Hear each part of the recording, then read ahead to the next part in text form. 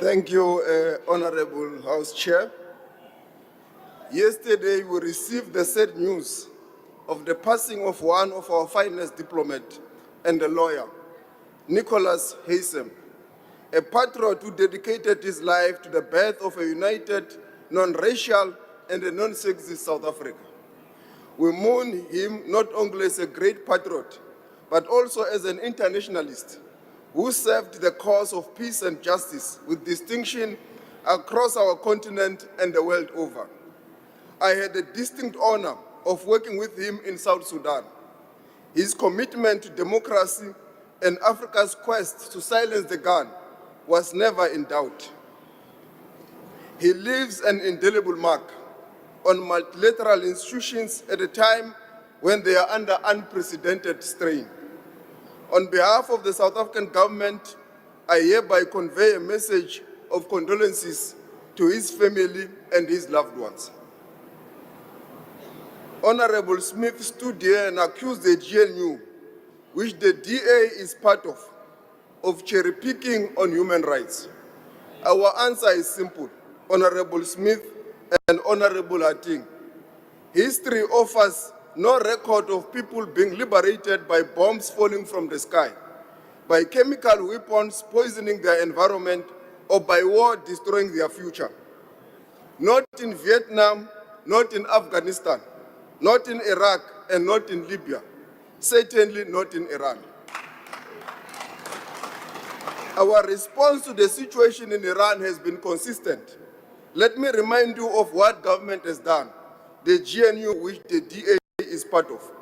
We supported the rise to peaceful protest, freedom of expression, and freedom of association as universal rights that must be upheld for the people of Iran.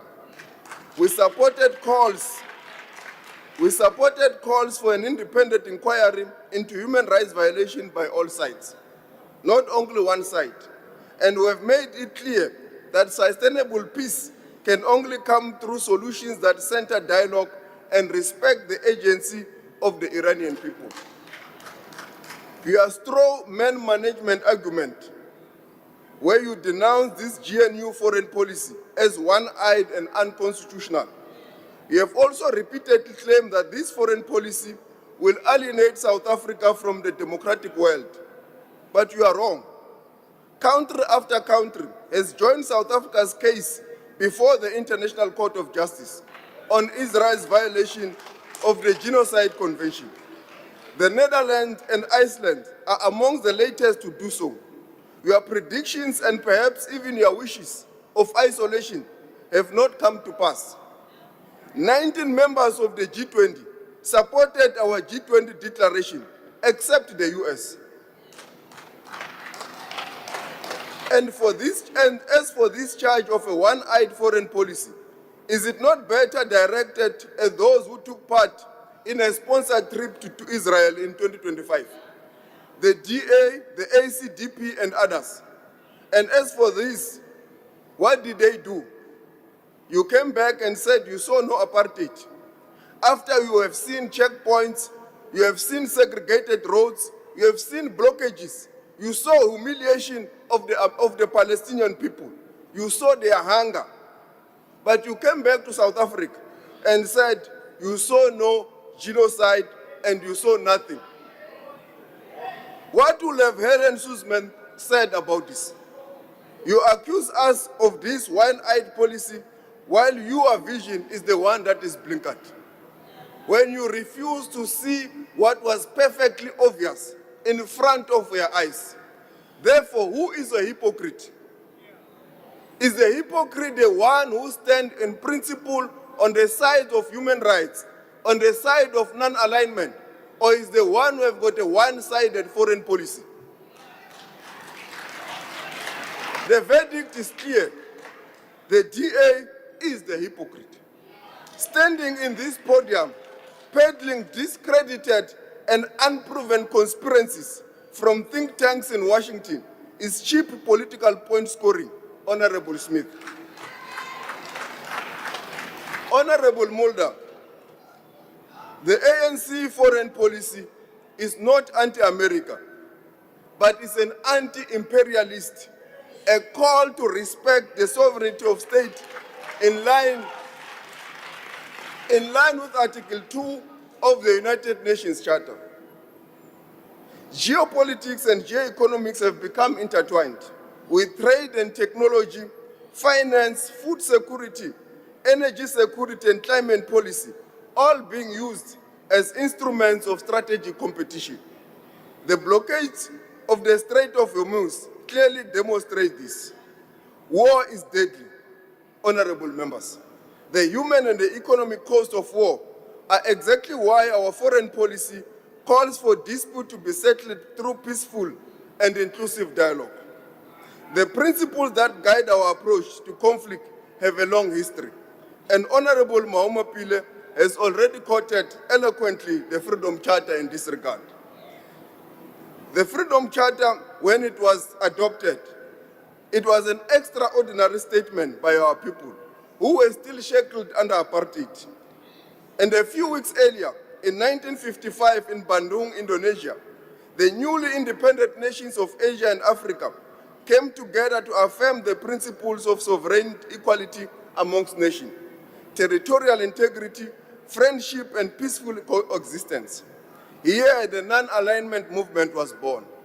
To this date, we remain firm behind this principle, and we are consistent, unlike yourselves, who have been very consistent on the sovereign integrity in Ukraine, who have been consistent on sovereign integrity in the Eastern DRC, who have been consistent on sovereign integrity in Sudan. This is a principled ANC. It is also carried on by the GNU government, which the DA is part of.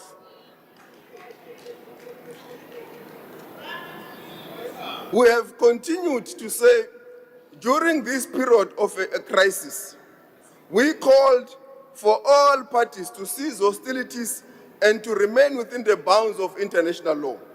We have also been clear that the so-called preemptive or anticipatory self-defense has no basis in international law. We have also been unequivocal that retaliatories against the Gulf countries by Iran violates the UN Charter and risks widening the conflict. Thirdly, we continue to call on all parties to return to the negotiation table through UN-led multilateral processes. Honorable Smith, the woman who marched in 1956, will be very proud of the ANC to see the ANC condemning the killing of innocent women and the killing of innocent children anywhere in the world. The price that South Africans are paying for continued hostilities in the Middle East is too great.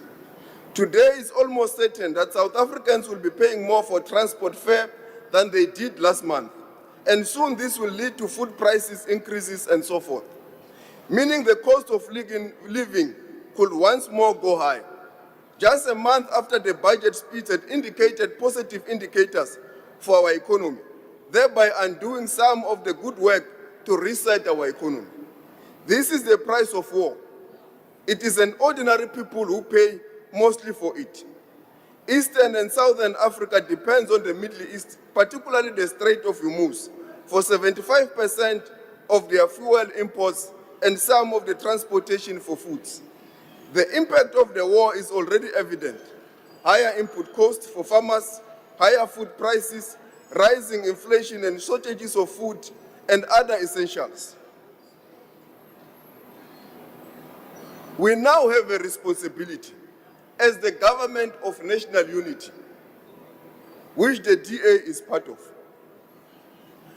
During a crisis, you don't stand up and throw stones. When you are in government, you show yourself, you say to the people, we know of the forthcoming challenges that you are now going to face. As we have heard from Minister Tau, the government of national unity is taking immediate actions to respond to these issues, to strengthen policy framework needed to support the greater petroleum exploration and for a more domestic supply of fuel and energy. The Upstream Petroleum Resource Development Act was an important step in that direction. And further measures, including reforms in the petroleum product space, are also being advanced. It is also demands close coordination between the state and industry. DMRE is in constant engagement with the industry to plan, anticipate risks, and secure uninterrupted supply for domestic consumption. DTIC have also been tasked to come up with measures to cushion the economy against predatory pricing. This is what Honorable Tau has already mentioned. And this is what the government of national unity must rise. Mobilize the people of South Africa as we did during COVID-19, that this moment of crisis calls for all of us, all social actors, private and public sector, to work together to go through these difficulties. We have done it during COVID-19. We have done it during the July unrest. We have done it during the natural disasters in KZN and in the Eastern Cape. We can again do it now, today as South Africa. And this moment calls upon all of us to work together to defeat this, what is coming before us. We need to use our domestic capabilities, coal to fuel capability, gas to fuel capabilities, the biofuel capabilities that as a country we have. And this is what we are mobilizing on, that South Africa rise and build on your domestic capability so that you are self-sufficient during this difficult time. It is not a moment for point scoring. Thank you very much.